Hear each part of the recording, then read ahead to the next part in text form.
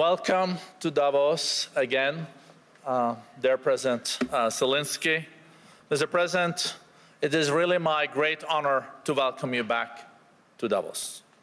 This week, Ukraine and its people once again endured deadly attacks by Russia. We are approaching 4 years since the beginning of the full-scale invasion of Ukraine, the largest European conflict since World War II. Mr. President, you have led your country through one of the most consequential periods in modern European history. Under extraordinary circumstances, Ukraine continues to defend its sovereignty, its democracy, and its people, while engaging the international community on questions that extend far beyond its borders. The future of security in Europe, the resilience of democratic societies, the state of the rules-based international order, and the cost of inaction in the face of aggression. In recent months, the United States has taken a central role in advancing diplomatic efforts aimed at ending the war, working closely with Kiev and European partners. These efforts have resulted in a comprehensive 20-point peace plan aimed at laying the foundation for a just and lasting peace. And I know that President Zelenskyy just met with President Trump, and I hope that was a very, very good meeting.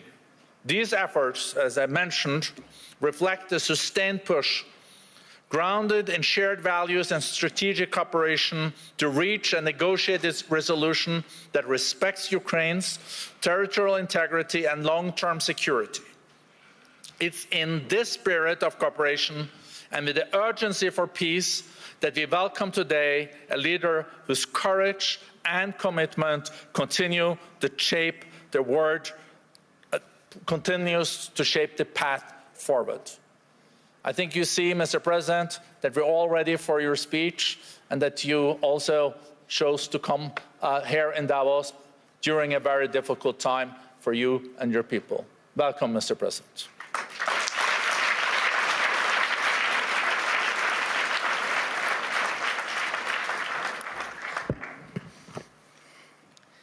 Thank you very much.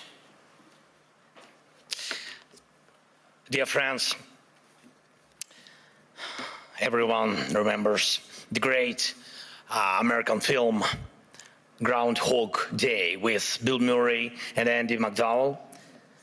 Yes, but no one would want to live like that, repeating the same thing for weeks, months, and of course for years. And yet, that's exactly how we live now. And it's our life. And every forum like this one proves it. Just last year, here in Davos, I ended my speech with the words, "Europe needs to know how to defend itself." A year has passed, and nothing has changed. We are still in a situation where I must say the same words, but why? The answer is not just about the threats that exist or may appear.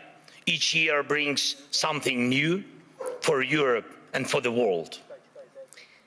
Everyone turned attention to Greenland. And it's clear most leaders simply are not sure what to do about it.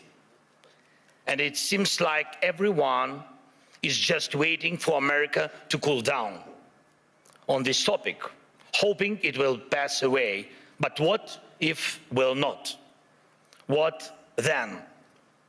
There was so much talk about the protests in Iran, but they drowned in blood. The world has not helped enough the Iranian people, and it's true. It has stood aside in your holidays. By the time politicians came back to work and started forming a position, the Ayatollah has already killed thousands. And what will Iran become after this bloodshed? If the regime survives, it sends a clear signal to every bully: kill enough people and you stay in power. Who in Europe needs that message to become a reality? And yet Europe hasn't even tried to build its own response. Let's look at the Western Hemisphere. President Trump led an operation in Venezuela and Maduro was arrested, and there were different opinions about it, but the fact remains: Maduro is on trial in New York. Sorry, but Putin is not on trial. And this is the fourth year of the biggest war in Europe since World War II. And the man who started it is not only free, he is still fighting for his frozen money in Europe. And you know what? He is having some success, it's true. It's Putin who's trying to decide how the frozen Russian assets should be used, not those who have the power to punish him for this war. Thankfully, the EU decided to freeze Russian assets indefinitely, and I'm grateful for that. Thanks Ursula, thanks Antonio, and all the leaders who helped. But when the time came to use those assets to defend against Russian aggression, the decision was blocked. Putin managed to stop Europe, unfortunately. Next point. Because of America's position, people are now avoiding the topic of the International Criminal Court. And that's understandable. It's American historical position. But at the same time, there is still no real progress on establishing a special tribunal for Russian aggression against Ukraine, against the Ukrainian people. And we have an agreement, it's true. Many meetings with staff and actual work happening inside. What's missing? Time or political will. Too often in Europe, something else is always more urgent than justice. Right now, we are working actively with partners on security guarantees, and I'm grateful for that, but those are for after the war ends. Once the ceasefire begins, there will be contingents and joint patrols and partner flags on Ukrainian soil. And that is a very good step and the right signal that UK and France are ready to actually commit their forces on the ground, and there is already a first agreement on that. Thank you, Keir, thanks Emmanuel, and all the leaders in our coalition. And we are doing everything to make sure that our coalition of the willing truly becomes a coalition of action. And again, everyone is very positive, but, always but the backstop of President Trump is needed. And again, no security guarantees work without the US. But what about the ceasefire itself? Who can help make it happen? Europe loves to discuss the future, but avoids taking action today, action that defines what kind of future we will have. That is the problem. Why can't President Trump stop tankers from the shadow fleet and seize oil, but Europe doesn't? Russian oil is being transported right along European shores. That oil funds the war against Ukraine. That oil helps destabilize Europe. So Russian oil must be stopped and confiscated and sold for Europe's benefit. Why not? If Putin has no money, there is no war for Europe. If Europe has money, then it can protect its people. Right now, those tankers are making money for Putin, and that means Russia continues to push its sick agenda. Next point. I've said it before and I'll repeat it again. Europe needs united armed forces, forces that can truly defend Europe. Today, Europe relies only on the belief that if danger comes, NATO will act. But no one has really seen the alliance in action. If Putin decides to take Lithuania or strike Poland, who will respond? Who will respond? Right now, NATO exists thanks to believe that the United States will act, that it will not stand aside and will help. But what if it doesn't? Believe me, this question is everywhere in the minds of every European leader, and some try to get closer to President, acting, investing in weapons production and etc., building partnerships, getting public support for higher defense spending. But let's remember, until America pressured Europe to spend more on defense, most countries were not even trying to reach 5% of GDP, the minimum needed to ensure security. Europe needs to know how to defend itself. And if you send 30 or 40 soldiers to Greenland, what is that for? What message does it send? What's the message to Putin, to China? And even more importantly, what message does it send to Denmark? The most important, your close ally. You either declare that European bases will protect the region from Russia and China and establish those bases, or you risk not being taken seriously because 30 or 40 soldiers will not protect anything. And we know what to do. If Russian warships are sailing freely around Greenland, Ukraine can help. We have the expertise and weapons to ensure not one of those ships remains. They can sink near Greenland, just as they do near Crimea. No problem, we have the tools and we have people. For us, the sea is not the first line of defense, so we can take actions, and we know how to fight there if we were asked and if Ukraine were in NATO. But we are not. We would solve this problem with the Russian ships. As for Iran, everyone is waiting to see what America will do. And the world offers nothing, Europe offers nothing, and doesn't not want to enter this issue as the supporter of the Iranian people and the democracy they need. But when you refuse to help the people fighting for freedom, the consequences return, and they are always negative. Belarus in 2020 is the example. No one helped their people, and now Russian Oreshnik missiles are deployed in Belarus within range of most European capitals. That would not have happened if the Belarusian people had won in 2020. And we have told our European partners multiple times, act now. Act now against those missiles in Belarus. Missiles are never just decoration, but Europe still remains in Greenland mode. Maybe someday someone will do something. The issue of Russian oil is the same. It's good that many sanctions exist. Russian oil is getting cheaper, but the flow has not stopped. And Russian companies that fund Putin's war machine are still working.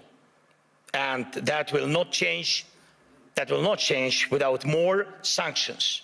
And we are grateful for all the pressure put on the aggressor. But let's be honest, Europe must do more so its sanctions block enemies as effectively as American sanctions. Why is that important? Because if Europe is not seen as a global force, if its actions don't scare bad actors, then Europe will always be reacting, catching up with new dangers and attacks. We all see that the forces trying to destroy Europe do not face a single day. They operate freely, even operate inside Europe. Every victor who lives off European money while trying to sell out European interests deserves a smack upside the head. And if he feels comfortable in Moscow, it doesn't mean we should let European capitals become little Moscows. We must remember what separates Russia from all of us. The most fundamental line of conflict between Russia and Ukraine and all of Europe is this: Russia fights to devalue people, to make sure that when dictators want to destroy someone, they can. But they must lose power, not gain it. For example, Russia's missiles are produced only because there are ways to bypass sanctions. It's true. Everyone sees how Russia tries to freeze Ukrainians. Now, our people, Ukrainians to death at minus 20 degrees Celsius. But Russia couldn't build any ballistic or cruise missiles without critical components from other countries, and it's not just China. Too often people hide behind the excuse that China helps Russia. Yes, it does. But not only China.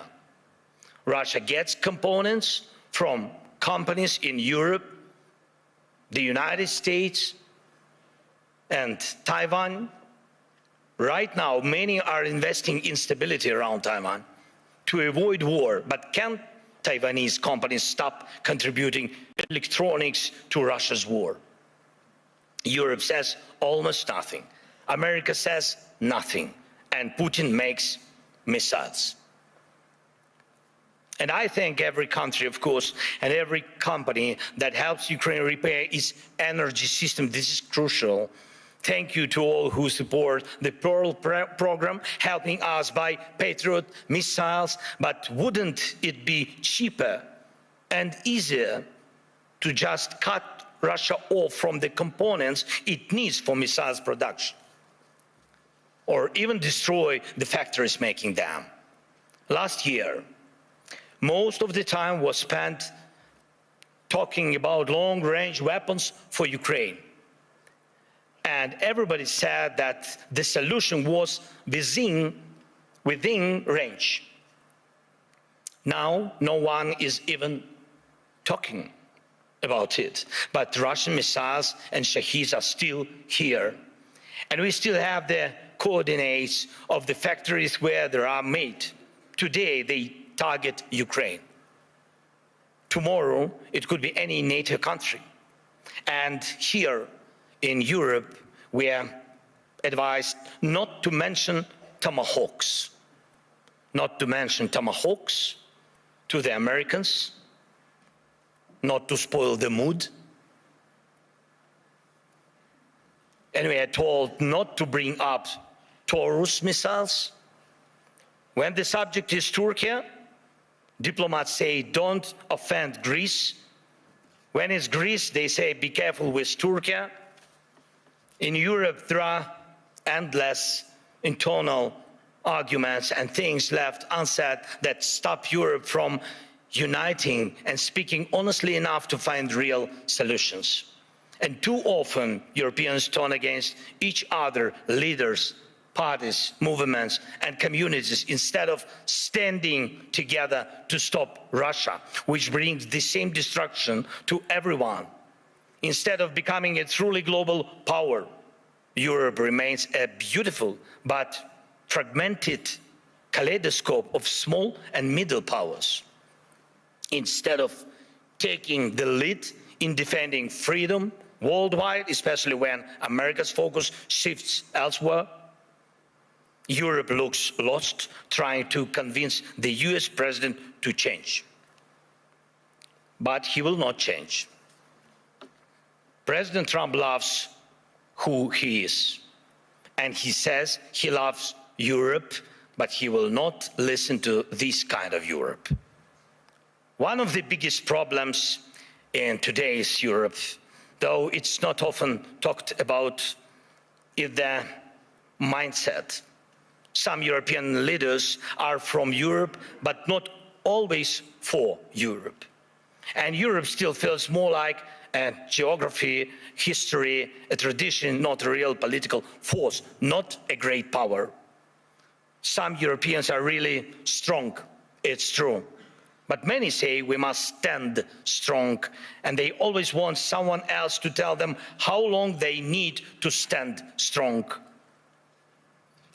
preferably until the next election. But that's not how great power works, to my mind. Leaders say we must defend European interests, but they hope someone else will do it for them. And speaking of values, they often mean valueless. They are all like, we need something to replace the old world order with.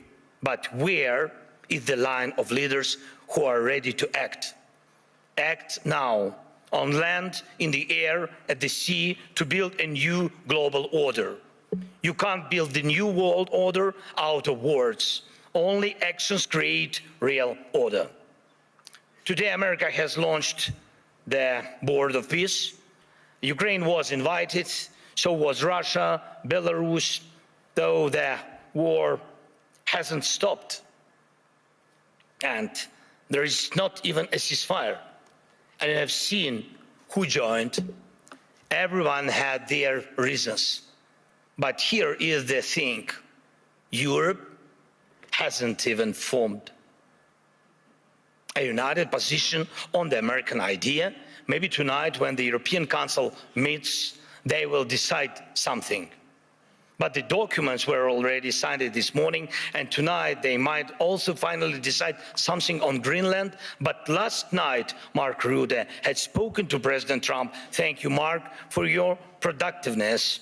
America is already changing its position, but nobody knows exactly how. So things move faster than we. Things move faster than Europe. And how can Europe keep up? Dear friends, we should not degrade ourselves to secondary roles, not when we have a chance to be a great power together. We should not accept that Europe is just a salad of small and middle powers seasoned with enemies of Europe. When united, we are truly invincible. And Europe can and must be a global force, not one that reacts late, but one that defines the future.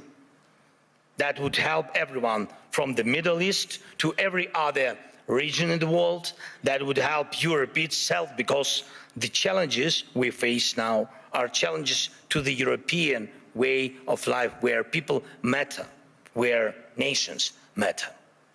Europe can help build a better world. Europe must build a better world, and a world without war, of course. But for that, Europe needs strength. For that, we must act together and act in time. And most of all, we must have the courage to act. And we are actively working to reach solutions, real solutions. Today, we met with President Trump, and our teams are working almost every day. It's not simple.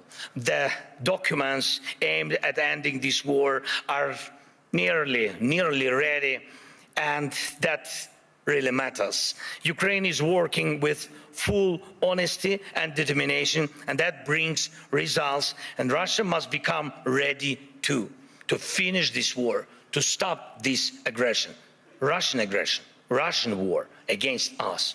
So the pressure must be strong enough, and the support for Ukraine must grow even stronger. Our previous meetings with President of the United States brought us air defense missiles, and thanks Europeans, they helped also. And today we also spoke about the protecting the skies, which means protecting lives, of course. And I hope America will continue to stand with us. And Europe must be strong, and Ukraine is ready to help with anything needed to guarantee peace and prevent destruction. We are ready to help others become stronger than they are now. We are ready to be part of a Europe that truly matters, a Europe of real power, great power. Today we need that power to protect our own independence. But you need Ukraine's independence too, because tomorrow you may have to defend your way of life. And when Ukraine is with you, no one will wipe their feet on you. And you will always have a way to act, and act in time. This is very important. Act in time. Dear friends, today is one of the last days of Davos, though definitely not the last Davos, of course. And everyone agrees on that. And many people believe that somehow things will work out on their own. But we cannot rely on somehow. For real security, faith is not enough. Faith in a partner, in a lucky turn of events. No intellectual discussions are capable of stopping wars. We need action. World order comes from action, and we just need the courage to act. Without action now, there is no tomorrow. Let's end this Groundhog Day. And yes, it's possible. Thank you. Slava Ukraini.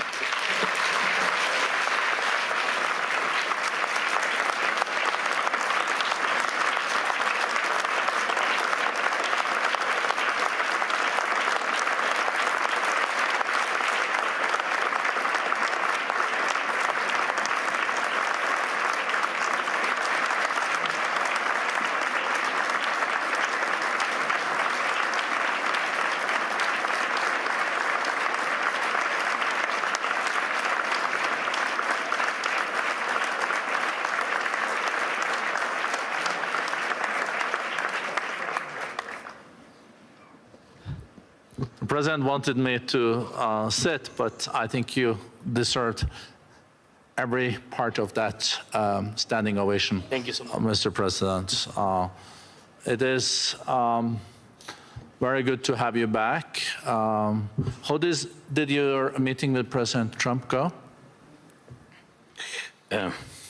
Honestly. Of course, honestly. But of course, in the interest of your country. Yes, it was in the interest of my country. Yeah, the meeting was, I think... I would never question that. No. The meeting was good, thanks to President, and thank you that he found time for us. And it's really, you know, today I saw like my team, and they spoke with American team. And before my meeting with President Trump, my team spent a lot of time with Americans. And even I wanted to ask President Trump to give them American passports, because I think that they, yes, really spend a lot of time. But be honest, I think that the meeting is very important. We need in our boat, I hope, this is the boat, this is ship to peace, and we need very much to have the United States. For the future, for security guarantees, we understand that Europe has to be more stronger, but Europe will need time. And today, America is very strong, and I think that our teams worked well and come, you know, like I think this like last mile, which is very difficult, which during any dialogue with any president, I have to defend the interests of my country. That's why the dialogue is, maybe it's not simple, but today it was positive. Okay. That's enough. I think that's a good answer. Thank you. We know that Jared Kushner and also Special Representative Steve Witkoff is traveling this afternoon to Moscow. I think that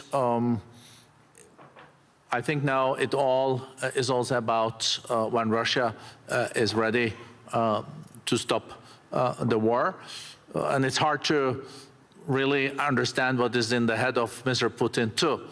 But What do you think are the current calculations in Moscow? First of all, yes, American team will go to Moscow today. Yes, they waited for our meeting with President Trump, and now they will go, and my team will meet American team, and I think that it will be the first trilateral meeting in Emirates. It will be tomorrow and the day after tomorrow. Yes, it will be 2 days meetings in Emirates. I hope that Emirates know about it. Yes, sometimes we have such surprises from American side. Yeah, but in any way they will go there, and I think this is good. If on the technical level we'll begin this trilateral meeting, I hope that we will find some. I don't know. Russians have to be ready for compromises, because everybody have to be ready, not only Ukraine, and this is important for us. So we will see what result will be, but that Russians will meet, that our guys meet today with Americans, then Americans will meet with Russians tomorrow. Today is at night. I don't know when. I don't know. Maybe Putin is sleeping. You said that nobody knows what is in his head. Yes, but they might have to wait a little bit for the meeting. I don't know. I don't know. But tomorrow and the day after tomorrow we will have trilateral. Our guys will have trilateral meetings. It's better than not to have any kind of dialogue. So we are under attacks. People live without electricity, and we are in a difficult situation. But Russians also in a difficult situation. We are answering on their attacks, and God bless. The war will stop. I hope so.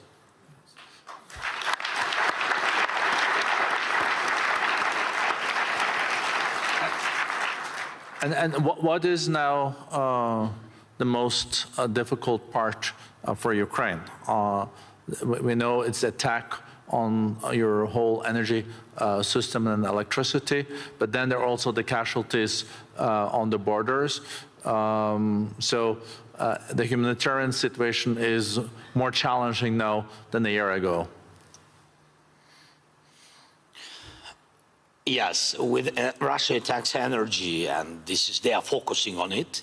And this is not a secret. This is not a mistake. This is their goal, to make blackouts in Ukraine.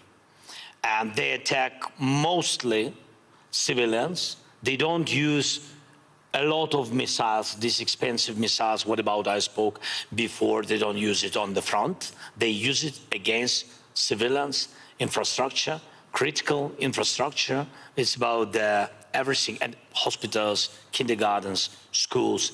But mostly it's about all about that technical things which which are focusing on destroying electricity, heating systems, water supplies, everything. Yes, this is where we are. This is the face of Russia, and really this is the face of this war. We have defending systems. We really created, I think, great ideas with drones, interceptors. We'll use them. We really produce them about 1,000 per day. We really produce about around that, but it's not enough. It's still not enough. Russia has about 500 drones, Iranian drones, each day, and dozens of missiles, ballistic missiles. And even those systems what partners gave us, of course they could give us more. Yes, and I spoke with President Trump today about it again. And I hope it was the last words, my last words. You know, like in Ukraine said, everybody remember only the last words. So my last words been several times to President Trump: don't forget about air defense, don't forget about Patriots. And so this is very important for us during this winter. So I think that this is all these attacks. I can't say that these attacks make us stronger, because it's about our people. The people, I mean, they are surviving. They're surviving in any case, but they're heroic people, civilians and soldiers, because they are not losers of this war, and this is important. They fight for their families, houses, and of course, for the freedom, and of course. Wow. Would you be willing to say something on about the situation on the borders? You mean contact line? Yeah, contact lines. It's Russia wants to have a border there, but it's contact line. I'm glad you corrected me, Mr. President. No, it's okay. It's not the first time for me. It is not okay, but you know, coming back to the borderline. So, would you like to say something about that? Yes. Look, I mean this again, it's about technologies, and I wanted to show you, but I had some technical questions, but I wanted to show you how we work. We see online the war. We see the real enemies. We see our losses and Russian losses. Russian losses are the biggest what they had ever. So I'm just sharing with you, the real statistic is 35,000 killed per month. 35,000 soldiers. Last year, these months, it was about 14,000. So Russia is not thinking about it, but we think about it. We think how they lose and how many soldiers they lose. We know that they mobilize 43,000 per month, and they begin to lose 35. From these 43, you have to know that about 10–15% are run away, and there are some wounded, but you can understand that their army stopped increasing. This is important because of our drones technologies and our operators of drones. But in any way, we want to stop tomorrow this war, of course. But you have to know that if the war will continue, Russia will start to lose the number of their army, or Putin will decide to mobilize this country, his country, I mean. Maybe last question, because I know you also need to go back to Kiev. It was not interesting with me, yes.